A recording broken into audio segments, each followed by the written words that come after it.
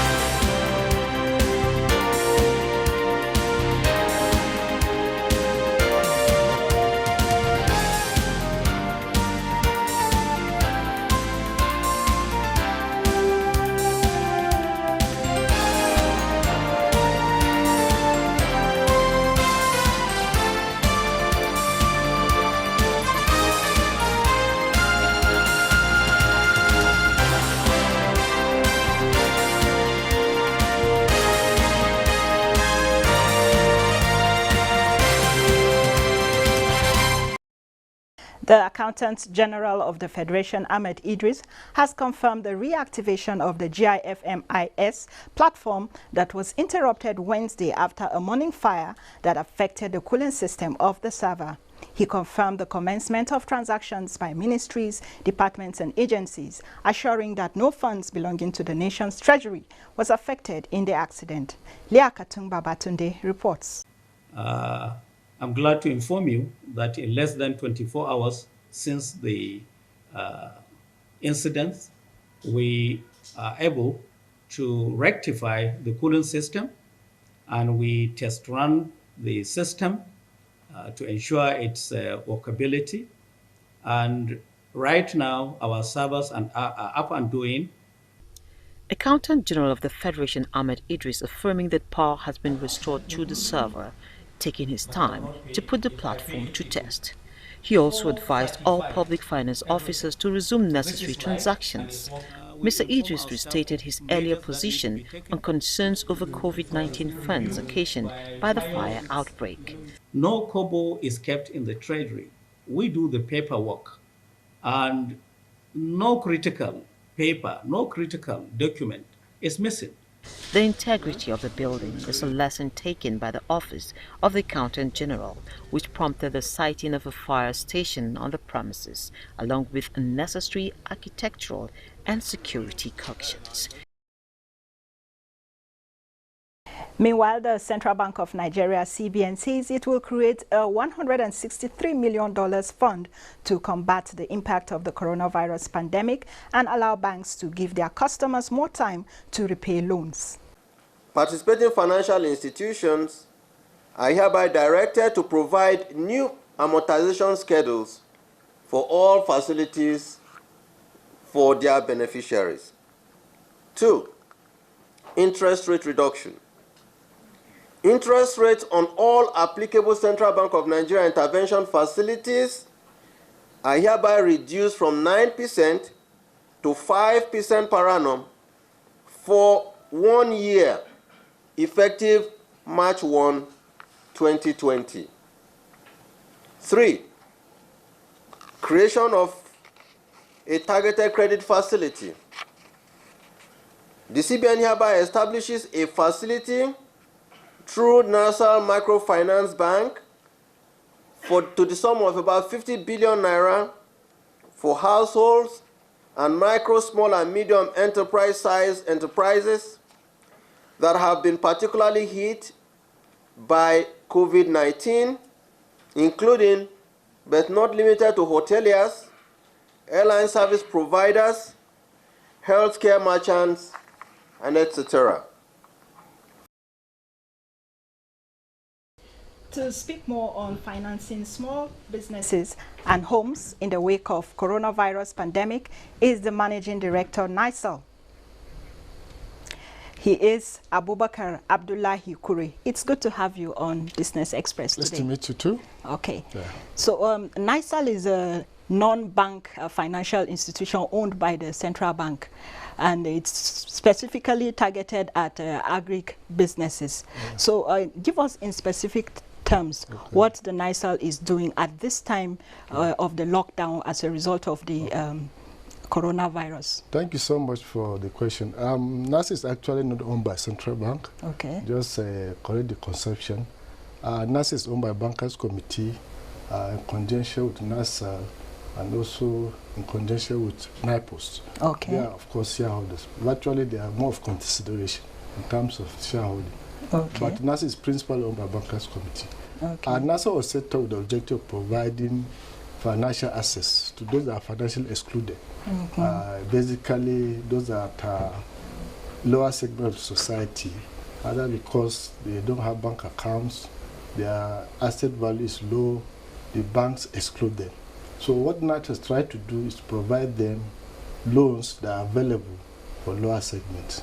So in so doing now, it will have multiplier effect in the economy by way of increasing job creation, reducing poverty, increasing exports so that Nigeria can earn foreign exchange, and overall improve Nigeria economy. So essentially our financial inclusion. Okay, so what exactly have you been doing in this period of lockdown? Okay, for the lockdown, just as you had my boss in the air, the Governor of Central Bank, Mr. Mefele, the 50 billion was created as a fund. They call it Targeted Credit Facility that is intended to serve those adversely affected by the convicts. And the value chain is centrally for those that are affected either by cash flow, turnover, and so on and so forth.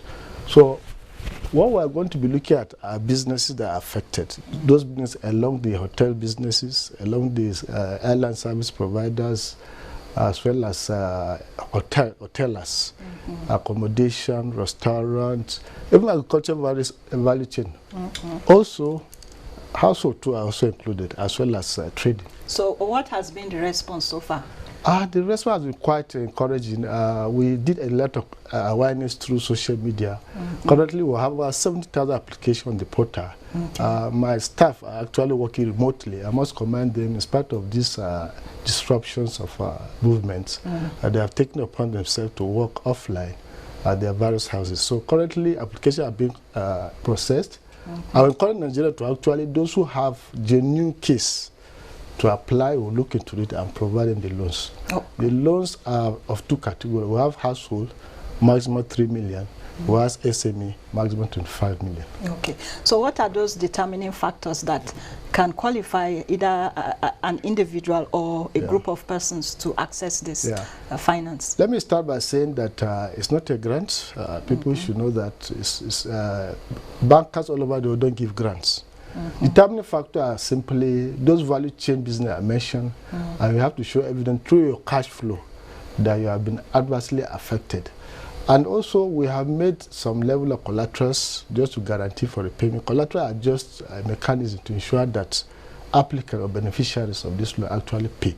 Because if you don't pay, other people may not have access, and my organization too cannot do well. So we have collaterals around third-party guarantee, which ordinary banks don't give, conventional banks don't give, but because of the way the vehicle that was set up, we have collaterals around deposit, domiciliation. We have collateral around soft assets, like movable assets. Once you are registered collateral register, you are qualified. We can also take collateral from physical assets that people have. They can pledge it so that they can access the facility. But essentially, we are looking at business cash flow for you to qualify, business profitability, and of course, business experience. Okay. Those three things are beyond the collateral. Okay, but there are people who are in the rural areas who have all the qualifications you're talking about, but they may not have access to internet, or those who have access to internet may not be able to use it. How can those type of people benefit from? Yeah, that's quite a good question. Internet is spreading everywhere in the world now, but part of the strategy we are working on now is to ensure, with the support of my boss, Mr. Emefiele, we want to spread to over 774 local governments, so that we use those outlets or branches as a tool for financial inclusion and development. What that happens is that if you don't have internet, you can go to the nearest physical branch, and that nearest physical branch, they can assist you. They have internet so that you can book whatever you want to book. And beyond that, immediately after the movement is lifted, due to this COVID issue, when you have movement of people now, all you need to do is go to the nearest branch, and then you can get the facility, or you go to the nearest place there's internet access. Will that also apply to people who do not have accounts in banks? Yes.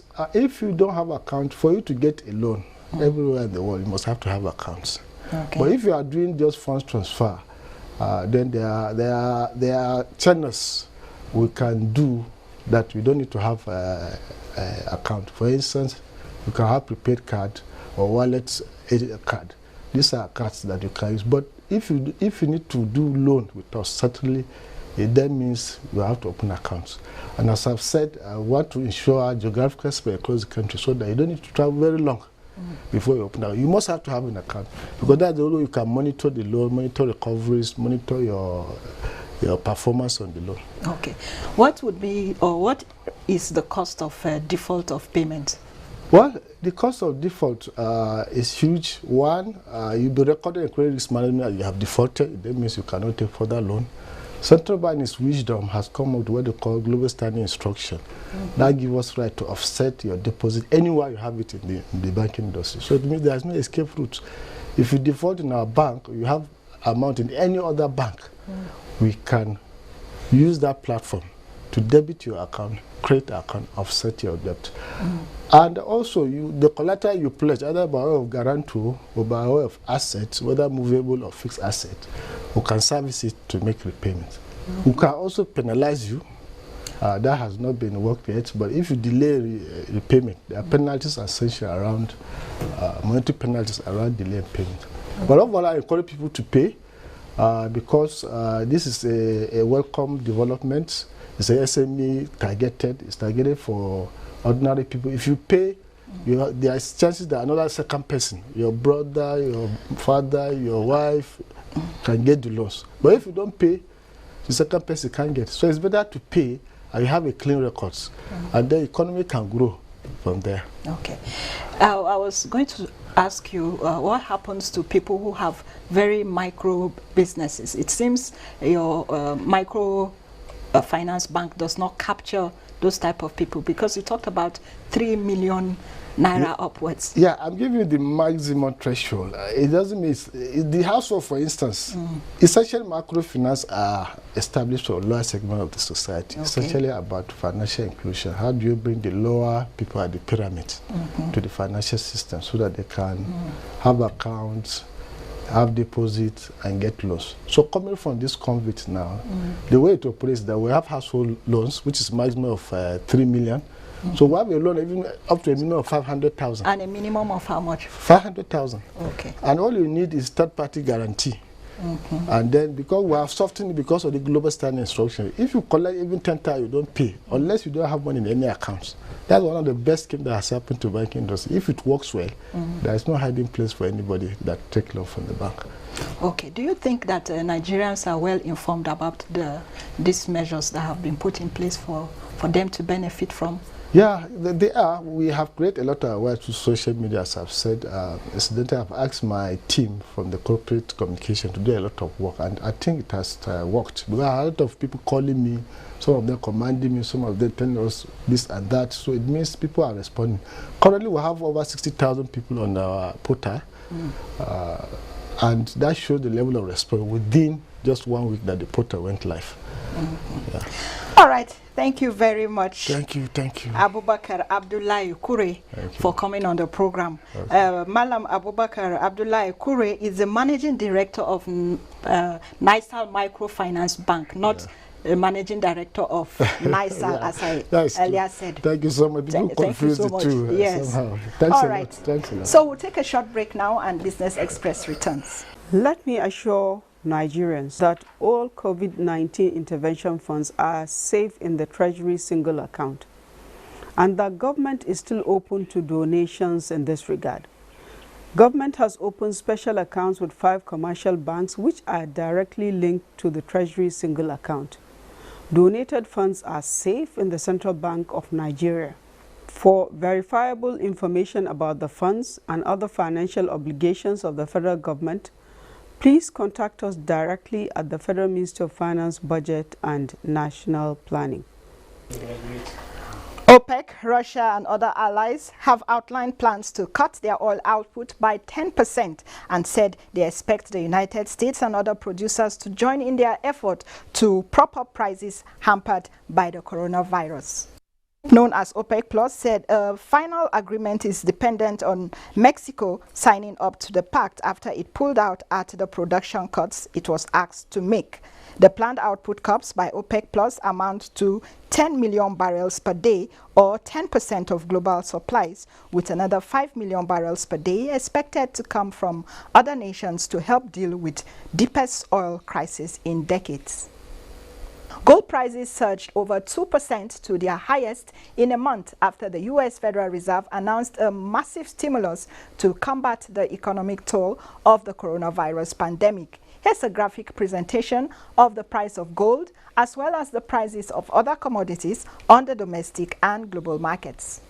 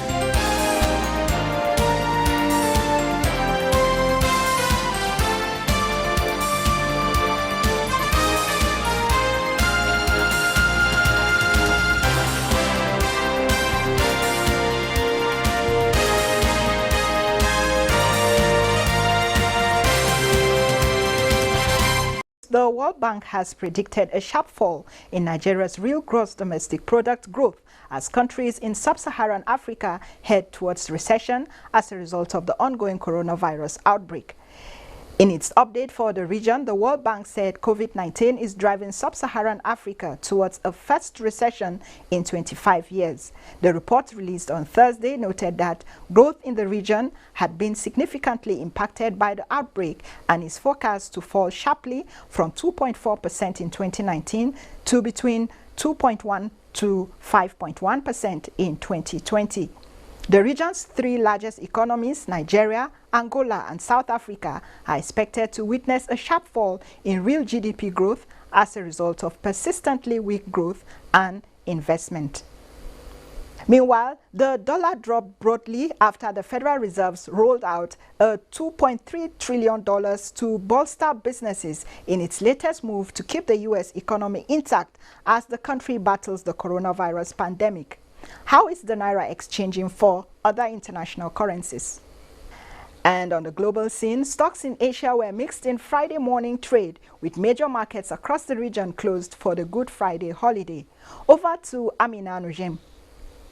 The U.S. exchange on Friday will be closed in observance of Good Friday, and those in Europe will also be closed for Easter Monday. Before the market closed, however, the Dow Jones Industrial Average gained 285.80 points, or 1.2%, to close at 23,719.37. The S&P 500 jumped 39.84 points, or 1.4%, to end at 2,789.82, while the Nasdaq Composite advanced 62.67 points to trade near 8,153.58. That's a 0.8% gain. A review for the week indicated that the Dow Jones rose 12.67%. The S&P 500 notched a 12.1% gain for the abbreviated week, marking its best weekly gain since 1974, and the Nasdaq rose 10.59%, according to a Dow Jones market data. Asian markets were mixed in light trading Friday, following gains on Wall Street. Japan's Nikkei posted gains of 0.79%. The Shanghai Composite declined -1.04%.